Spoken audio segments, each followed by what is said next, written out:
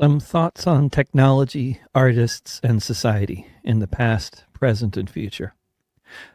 We're at another one of those seismic moments in technological development as it applies to the arts and most other things. You can find this missive in both written and podcast forms at davidrovics.com/thisweek, as well as on Substack and on Patreon. And if you look up This Week with David Rovics, wherever you get your podcasts. We're at another one of those crossroads. It's very palpable. Feels like a good time for a little rumination on the overview and background to this situation, specifically with regards to technology, society, or capitalism, and the arts. Looking back at the past century since the rise of radio in the 1920s, especially at this kind of distance in time, it's pretty easy to see that there have been pros and cons to the technology and all the others that have come along as well. More pros or more cons, depending on how it's all used, but also just pros and cons of the technologies themselves. Radio may have contributed to broadening the scope of music many listeners out there were exposed to, but for working musicians, as well as for folks who like to gather and play music together as a regular pastime, the introduction of radio into society was tremendously disruptive and overwhelmingly negative. Instead of playing music together, we listened to the stars on the radio do that. Instead of having a live musician playing in a venue, we could turn on the radio. The introduction of film and movie theaters, first silent and then with sound, had a similarly devastating impact on live theater. Even without radio or film or TV being industries largely concentrated in a relatively few gigantic corporate hands, the very nature of the mediums led to a more selective presentation of what was out there in the world. Even without all the corporate consolidation, these technologies were having their socially isolating and alienating effects, and their effects in terms of the loss of employment for so many people who used to be involved with one or another form of live entertainment, musical performance, theater, etc. When radio and movies and record players all came around way back then, there were many eminent musicians and actors who were horrified by these developments and their implications, and who called for other artists not to participate in them. In the end, radio and movies and all the rest were all here to stay and became completely ubiquitous, and record companies worked out a deal with the radio stations to get paid royalties for airplay. Lots of people didn't like the new technologies at all. They were seen as cheapening the experience of art, delivering bad quality sound and visuals, causing mass unemployment of so many artists, and having a generally alienating impact on society. But in the end, an arrangement was made, at least with radio airplay, that allowed for the wealth resulting from all of this to be shared among copyright holders of the music rather than all of the profits going to the broadcasting corporations, as had initially been the case. Big record companies, as well as independent musicians, also adapted to the new reality by recording music and selling records and later tapes and CDs. Traveling vaudeville shows might have been long dead, the theaters didn't need orchestras anymore, and the bars didn't need pianists, but the musicians who could adapt to the new reality might at least sell recordings and perhaps compensate for their losses or make some extra money, depending. Live performance always continued and continues to happen, and for various reasons I'm sure it always will, as long as there are still people. But each new technological development seems to lead to further concentration of wealth at the top, and to working artists generally facing more challenges than benefits from each new phase. Cable TV, home video, and then the internet and cell phones all serve to encourage people to stay in their little bubbles and to engage in less collective live activity out in the world. They led altogether to more TV shows being filmed and actors and musicians and others being employed to create all that content. But for those artists who didn't move to Los Angeles or London, our worlds have just seemed in so many ways to continually shrink further over time as the rents rise and the venues close.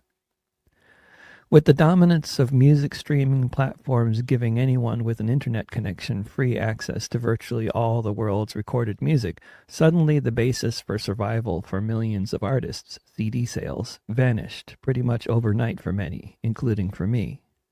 According to what I've read about the available data, this period was seismic for the music industry, probably in much the same way as it was for working artists and so many others when radio stations started cropping up all over the place a century ago. But once again, as with the time when radio came around, the time of the music streaming platforms playing music entirely for free ended, and the platforms that became dominant were the ones that paid some nominal amount to the copyright holders to play our music. For so many years, I felt nothing but resentful about how this process had taken place, how these companies could just stop charging a monthly fee for the content and make it all free, how they could only do this by lowering the payout amount dramatically as they grew more dominant.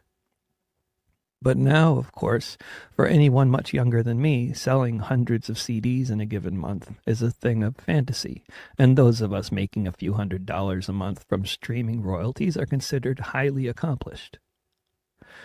There have been many artists who have pulled their catalogs from Spotify for one reason or another, generally very good ones. In protest against Spotify's low payout rate, in protest against Spotify's unilateral decision to pull the rug out from under the music industry overnight with the introduction of their free tier, in protest against Spotify's spending priorities. I have never seriously entertained the idea of taking my content off of Spotify.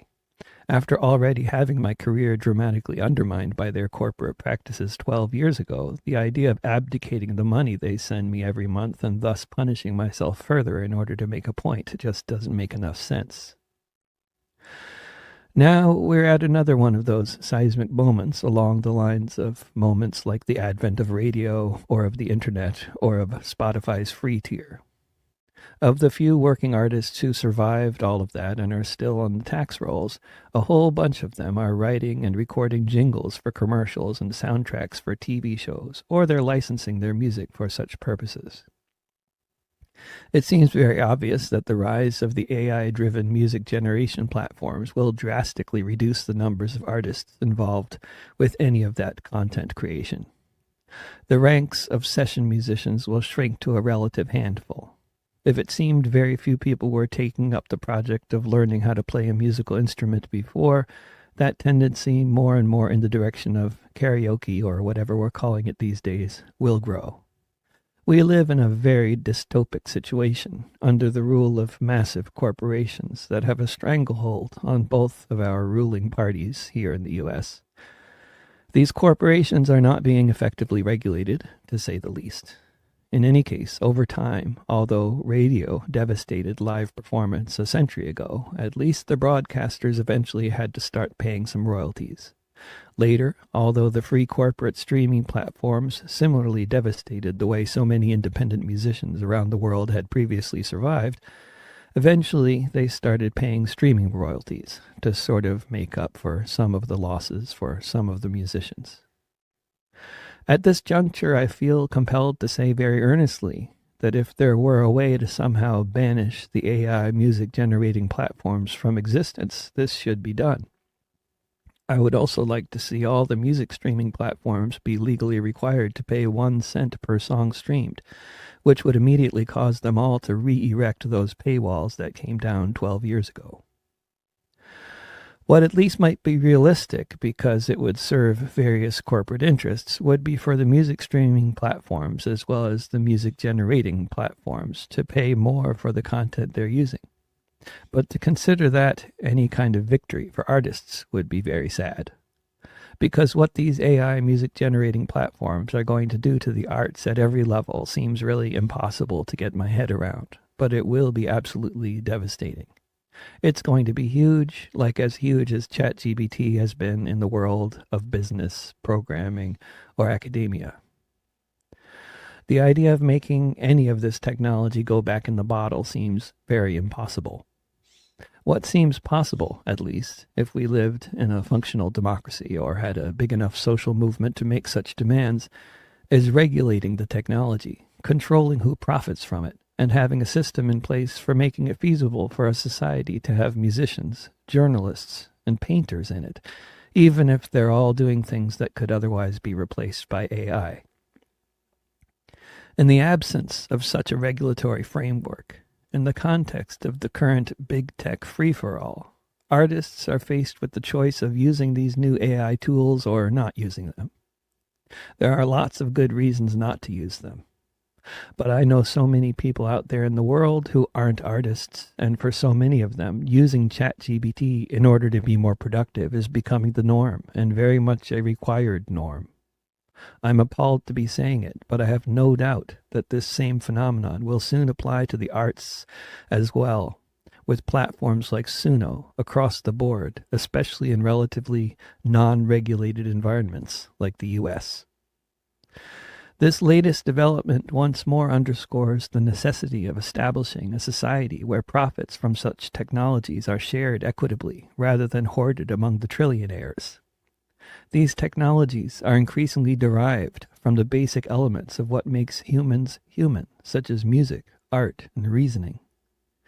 Their existence in their current form, with big tech calling the shots and making the money, represents an ongoing theft in progress. If you might be among those inclined to harbor resentment towards artists who don't pull their material from Spotify, or artists that use AI music generation tools, you'd certainly be part of a long and vibrant tradition of sensible people wanting to stop the horrors of what some call progress by attacking its victims. I would submit, however, that it is the rules of the game that need to change, and the rules won't change whether you're among the decreasing numbers of people who are avoiding the use of these technologies or resenting anyone else for using them, but only through a whole lot of collective action. In the meantime, I don't know about you, but I'm going to learn how to be a better prompt engineer.